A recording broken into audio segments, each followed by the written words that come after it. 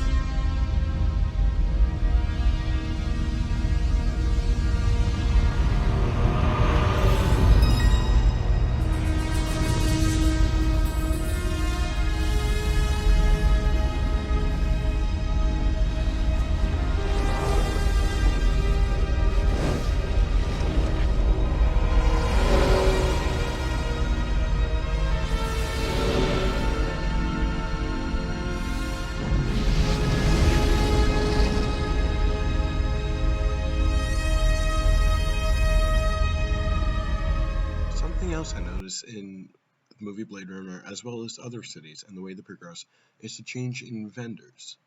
So over time in history, street vendors were not really the normal. There would be a market that people would go down to, or there would be a few people selling things on the street. However, as time went on, the street vendors became more and more normal.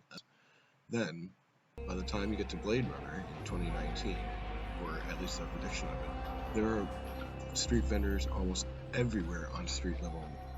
This illustrates how people find an economic solution that works, and then they will use that solution to make money, basically.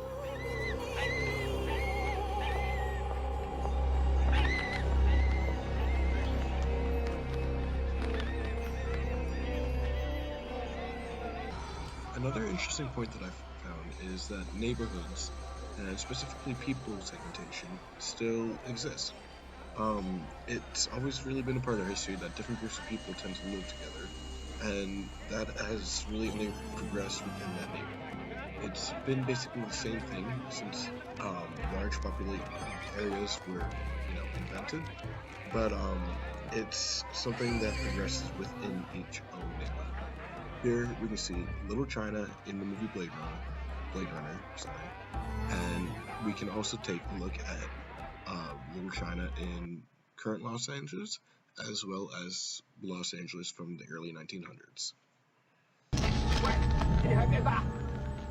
As neighborhoods evolve over time, we can also look at how people, and specifically the languages of a city, evolve over time. In Los Angeles, for example, originally it was mostly Spanish people, and most of the languages spoken in the city was Spanish. However, over time, as people moved west in the U.S., and then later, when immigrants from Asia started coming over, there was a larger mix of languages in the city of Los Angeles. You could hear everything from Chinese or Japanese to Spanish to American, or sorry, English. Um, and in the movie Blade Runner, we could see this taken to an extreme level, where the language is actually a mixture of, I believe, German, Japanese, and English. Our hero, Captain Deckard, however, only speaks English.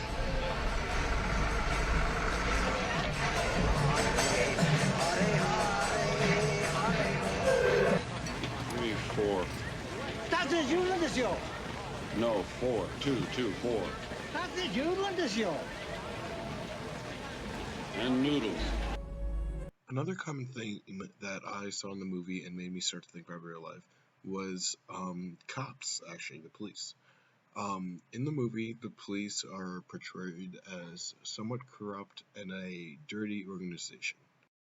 Let's take a look at the cops in Blade Runner before we get into cops in Los Angeles and other cities.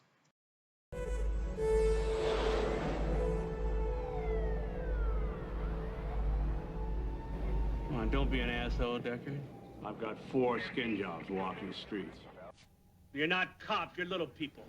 Right, Deckard? You look almost as bad as that skin job you left on the sidewalk. Did you notice anything about the way the cop talked? The police captain kept using the word skin job aggressively, almost as if it was a slur. In fact, in the director's extended version of this movie, the protagonist, Captain Deckard, narrates and he compares it to exactly the kind of cop that would use the N-word. However, there's more to it. Aside from using the word skin job as a slur, these cops also think that they're much better than other kind of people. Everyone else, as the captain says, is little people unless you're a cop. Even in the first little cut that I had in here, you can see that the cop vehicle is going through a very poor neighborhood. Now for the LAPD currently, they too have had their fair share of controversies and accusations. For example, in the early days of Los Angeles, there was the Changeling controversy with Christine Collins recently publicized by the 2008 movie Changeling with Angelina Jolie.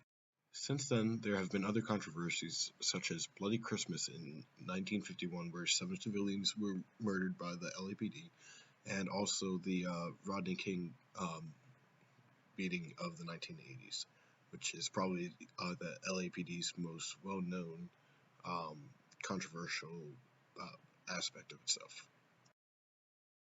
Let's continue, shall we? As said earlier, sometimes the neighborhoods can segment some people off. In some cases, this can be the rich from the poor. Here we watch Deckard go from a rich place into a tunnel, and then out to a much, much poorer part of the city.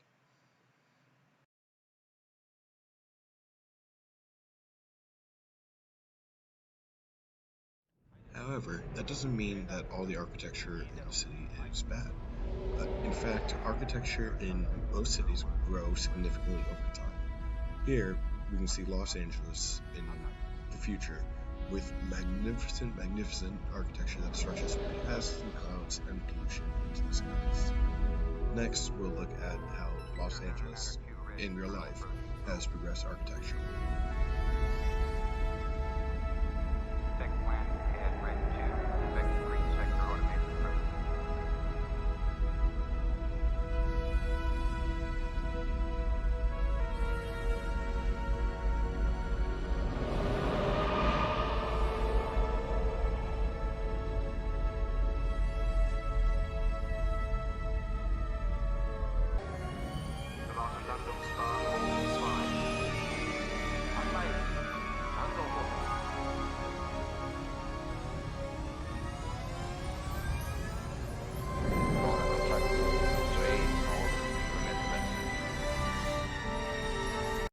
Going back about 80 years, we can see that Los Angeles is nowhere near as architecturally advanced as it is today. In fact, back then, they were mostly small buildings all laid out in the grid section with very few buildings of architectural significance. There were a few Spanish churches and colonial buildings, but other than that, Los Angeles was, quite frankly, nothing very pretty to look at.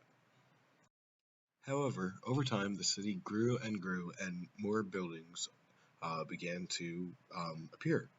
These buildings were skyscrapers and going with the style of the time, giving Los Angeles a very modern look. Compare this to the Los Angeles depicted in Blade Runner, and we can see that the artist pretty much just extrapolated it to extreme levels.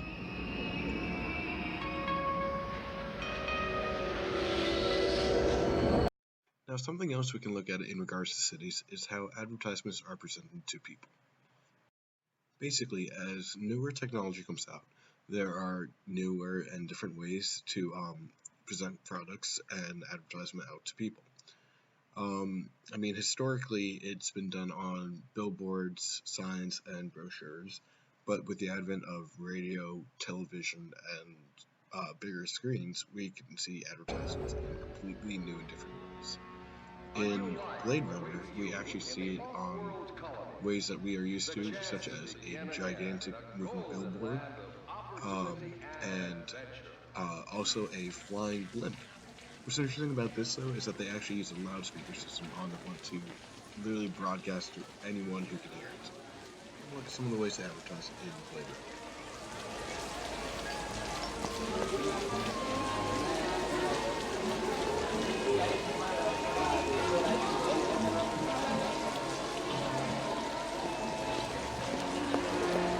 A new life awaits you in the off-world colony. The chance to begin again in a golden land of opportunity and adventure. The custom-tailored genetically...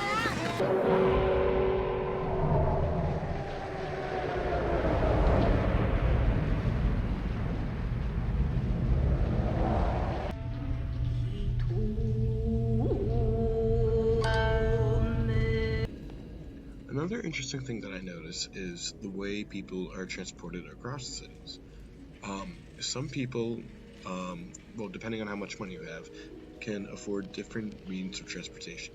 Some take public transportation, others ride bikes, others walk, and others have flying cars. Come look at some of the transportation methods and notice the neighborhoods in these clips.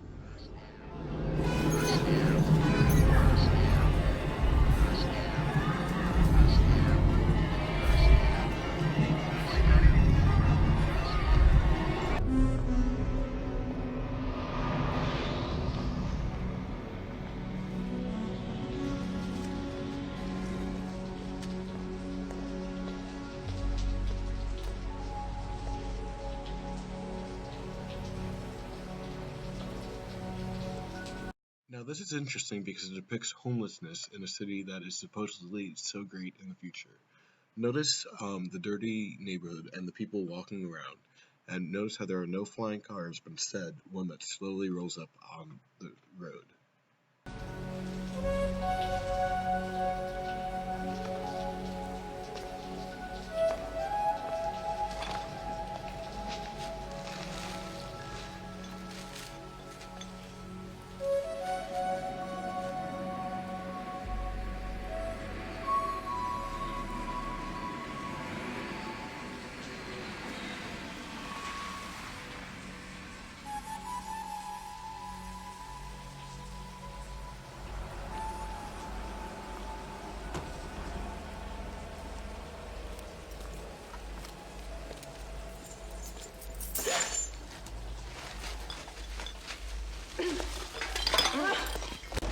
Now, if we look at transportation methods in real life, we can see that it actually pretty much mirrors the movie pretty well.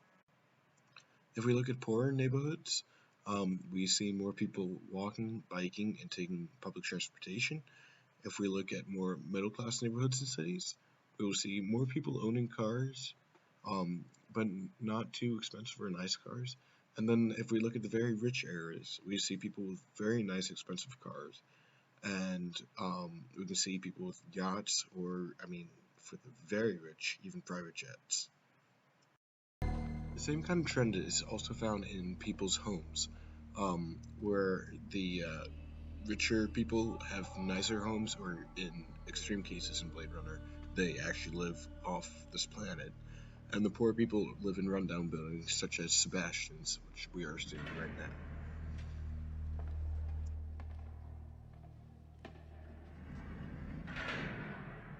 You live in this building all by yourself? Yeah, I live there pretty much. Notice how rundown and smoky it is inside, and in about a second you'll see how there are even puddles from the rainwater that was let in.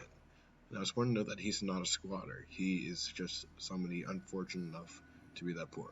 If we go into real cities too, we'll see the same thing in very rundown tenements, which you can find in places like New York and in some neighborhoods in Los Angeles.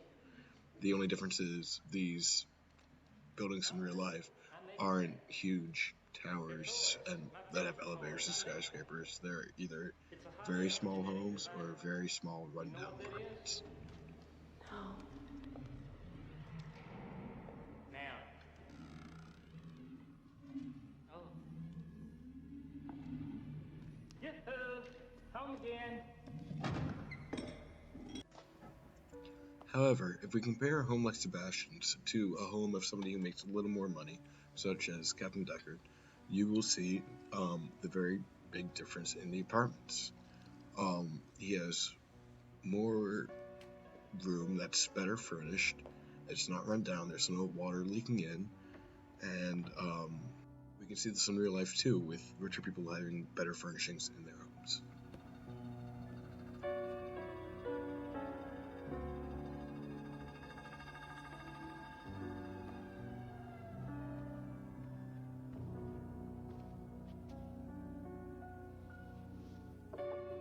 Overall, I hope you can see how Blade Runner helps us understand what a city is and how it progresses over time. Some things in cities don't really change, such as segregation neighborhoods and rich lifestyles and poor lifestyles, but other things do change, such as architecture and advertisements even. I just think that Blade Runner is a very interesting movie that really brought Los Angeles into a different light. It extrapolated our current situation in Los Angeles and grew it into something bigger than itself. And that is why it's one of my favorite movies and why I did this video, and I hope you all enjoyed it. Bye.